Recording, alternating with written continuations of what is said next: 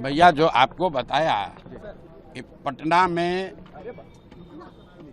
पटना में पिछले 3 दिन से चुनाव के दौरान पुलिस ने जो किया है, पुलिस की जो कार्रवाई हुई है, जिस तरीके से मतदाताओं को डराया गया है, नेताओं को पकड़ा गया है और एक दल की मदद के उद्देश्य से पुलिस ने जिस तरह की कार्रवाई की है, इसके लिए हम लोगों ने पटना के एसएसपी के खिलाफ लिखित प्रमाण के साथ कंप्लेन किया है।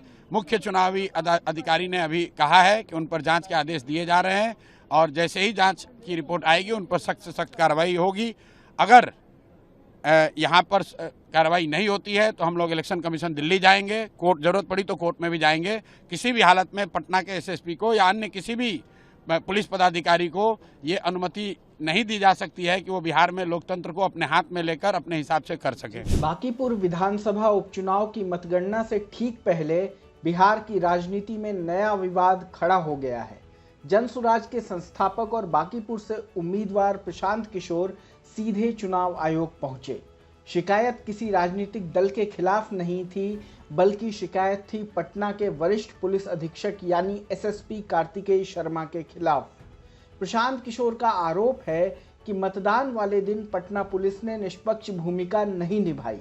उन्होंने कहा कि जनसुराज के कई नेताओं और समर्थकों को बिना किसी ठोस वजह के हिरासत में लिया गया, इससे चुनाव प्रभावित करने की कोशिश हुई। उन्होंने बिहार के मुख्य चुनाव पदाधिकारी को लिखित शिकायत देकर पूरे मामले की जांच और एसएसपी के खिलाफ कार्रवाई की मांग की है। द टाइम्स ऑफ इंडिया की रिपोर्ट के मुताबिक मुख्य चुनाव पदाधिकारी ने शिकायत मिलने की पुष्टि की है। उन्होंने कहा है कि पूरे मामले की जांच कराई जाएगी। जांच रिपोर्ट आने के बाद आगे की कार्रवाई की जाएगी। अब सबसे बड़ा सवाल यही है कि आखिर जिन आईपीएस अधिकारी के खिलाफ इतनी बड़ी शिकायत हुई है वे कौन है, आखिर उनका रिकॉर्ड क्या है और वे अचानक बिहार की राजनीति के केंद्र में कैसे आ गए। कार्तिकेय शर्मा बिहार कैडर के 2014 बैच के आईपीएस अधिकारी हैं। उनका जन्म 4 सितंबर 1988 को झारखंड में हुआ। शुरुआती पढ़ाई रांची में हुई। इसके बाद उन्होंने आईआईटी खड़गपुर से इंजीनियरिंग की, फिर आईआईएम अहमदाबाद से मैनेजमेंट की पढ़ाई की। आमतौर पर आईआईटी और आईआईएम से पढ़ाई करने वाले छात्र कॉरपोरेट दुनिया में अपना करियर बनाते हैं, लेकिन कार्तिकेय शर्मा ने अलग रास्ता चुना। उन्होंने यूपीएससी की तैयारी की, सिविल सेवा परीक्षा पास की और भारतीय पुलिस सेवा में शामिल हो गए। नवभारत टाइम्स के मुताबिक उनकी शैक्षणिक पृष्ठभूमि की वजह से उनकी नियुक्ति हमेशा चर्चा में रही है। आईपीएस बनने के बाद उनकी पहली पोस्टिंग लखीसराय में हुई।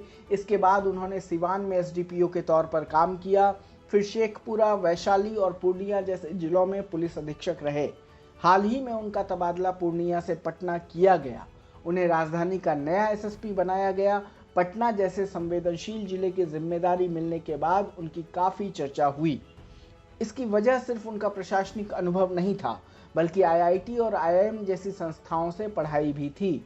नवभारत टाइम्स के अनुसार शेखपुरा में एक चर्चित हत्याकांड के सफल खुलासे पर उन्हें केंद्रीय गृह मंत्रालय की ओर से उत्कृष्ट सेवा पदक भी मिल चुका है। पुलिस विभाग में उनकी पहचान तकनीक का इस्तेमाल करने वाले और आधुनिक पुलिसिंग पर जोर देने वाले अधिकारी के रूप में रही है। लेकिन अब वही अधिकारी चुनावी विवाद के केंद्र में हैं। प्रशांत किशोर का कहना है कि मतदान वाले दिन पुलिस ने जनसुराज के नेताओं और कार्यकर्ताओं के खिलाफ एक तरफा कार्रवाई की है। कई लोगों को बिना किसी स्पष्ट कारण के हिरासत में लिया गया है। इससे उनके संगठन का काम प्रभावित हुआ। उन्होंने अपनी शिकायत में आरोप लगाया कि पुलिस प्रशासन ने निष्पक्ष भूमिका निभाने के बजाय एक राजनीतिक दल के हित में काम किया।